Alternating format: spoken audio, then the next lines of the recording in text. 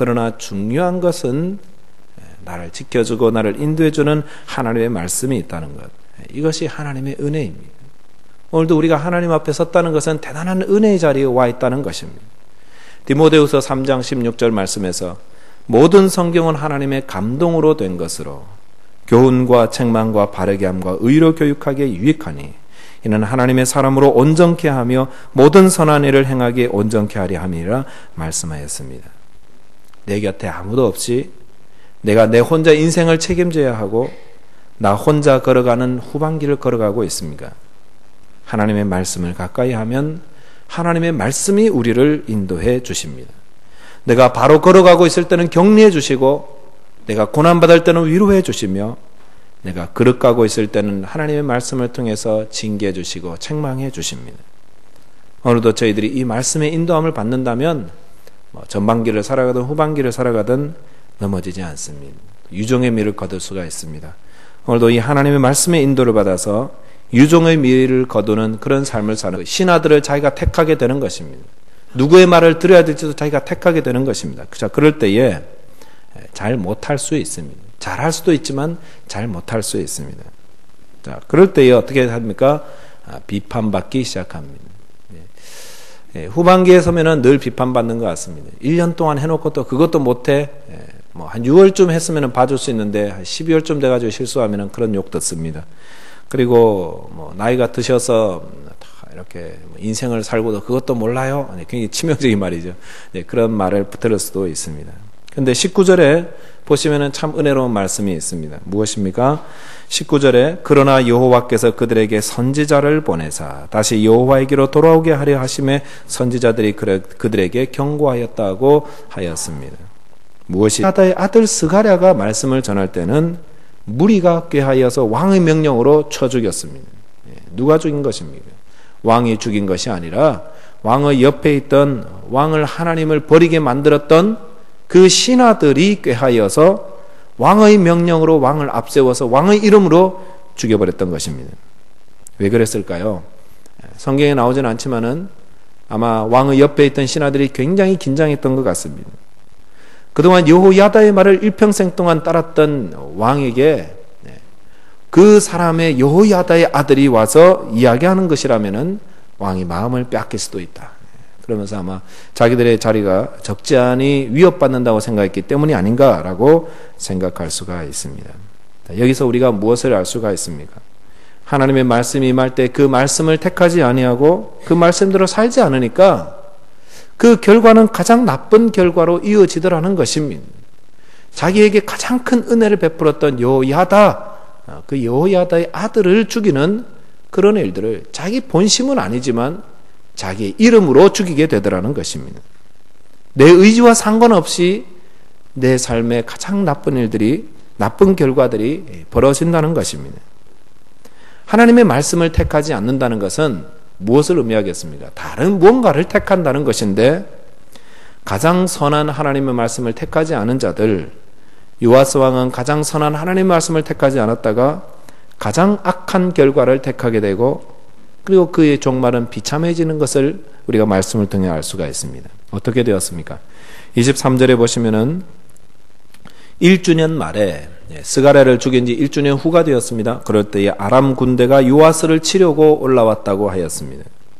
스가랴를 죽이고 1년이 지난 후에 하나님께서 아람 군대를 보내어서 요아스를 치게 하셨습니다. 하나님의 말씀을, 하나님께서 말씀을 통해서 훈계하시고 가르치고 이렇게 경고하시고 계속 하다가도 돌아오지 않으면 하나님께서 징계하심으로 때리심으로 돌아오게 하십니다. 24절에 보시면은 아람 군대가 적은 무리로 왔으나 여호와께서 심히 큰 군대를 그들의 손에 넘기셨으니 이는 유다 사람들이 그들의 조상들의 하나님 여호와를 버렸습니다. 이와 같이 아람 사람들이 요아스를 징벌하였더라 하였습니다. 아람 군대가 적은 무리로 유다 나라를 공격하여 왔습니다. 전쟁에서 군대 숫자가 적으면은 누구나 방심하고 그래 한번 해보자. 그리고 그러면서 용기를 가지고 나아가게 됩니다. 하지만 하나님께서 아람 군대에게 큰 군대를 그들에게 넘겨주셨다고 했습니다.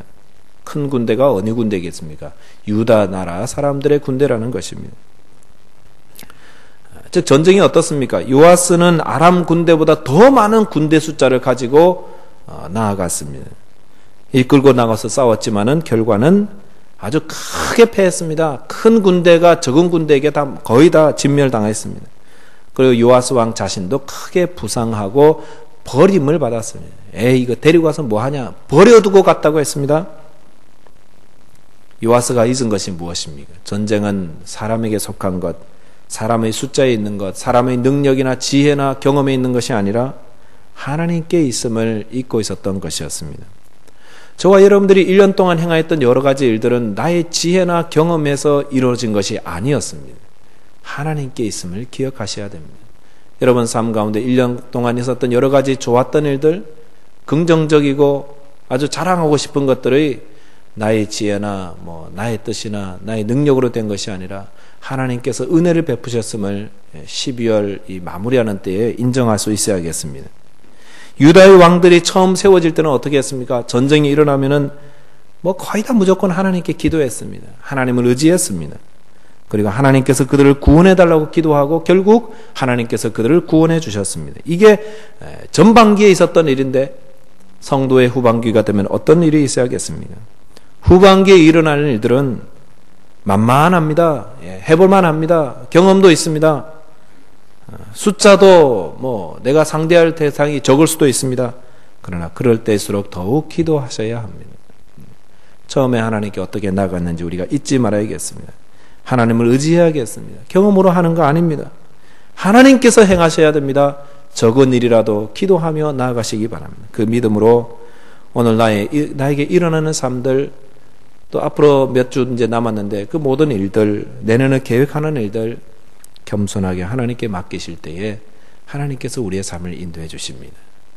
하나님의 인도하심을 의지하여서 이번 한 해도 유종의 미를 거두시고 우리 인생의 마지막을 좋은 열매로 하나님께 영광 돌리시기를 주님 이름으로 축원드리겠습니다. 기도하겠습니다. 사랑과 자비의 하나님, 이 새벽 시간에 주님 앞에 나와서 예배하는 저희들 가운데에 주님께서 우리보다 먼저 와 계셔서 우리를 기다리시고 또 이 예배의 자리에 주님이 함께하고 계심을 믿습니다. 주님, 올 한 해 11개월 동안 저희들이 살아온 삶을 되돌아보건대 좋은 일도 많았고 또 혹은 속상하고 어려운 일들도 있었습니다. 주님, 그럴 때마다 주님 앞에 무릎 꿇게 하여 주시고 주님 말씀으로 가르쳐 주셔서 감사합니다. 이제 남은 한 달, 또 저희들이 남은 인생 기간 동안도 늘 하나님의 말씀을 의지하게 하여 주시옵소서. 우리가 그릇가고 있을 때 주님 경고하여 주시옵소서. 책망하여 주시옵소서. 저희들의 속사람을 찔러 주시옵소서. 또 저희들이 어렵고 힘들 때 위로하여 주시옵소서. 말씀으로 도와주시옵소서. 격려하시고 우리를 붙잡아 주시옵소서. 그리고 하나님, 교만하지 말게 하시고 겸손하게 오늘도 나의 삶에 있는 이 일들 한 가지 한 가지 초심의 마음을 가지고 일하게 하여 주시고 하나님을 섬기게 하시고 기도하게 하여 주시고 의지하게 하여 주셔서 오늘 나의 삶에 있는 모든 것들 주님과 동행하며 주님께서 행하시도록 나의 삶의 주권을 주님께 넘겨드리는 겸손하고 신실한 주의 종들 되게 하옵소서. 유종의 미를 거둘 수 있도록 도와주시옵소서. 예수 그리스도 이름으로 기도하옵나이다. 아멘.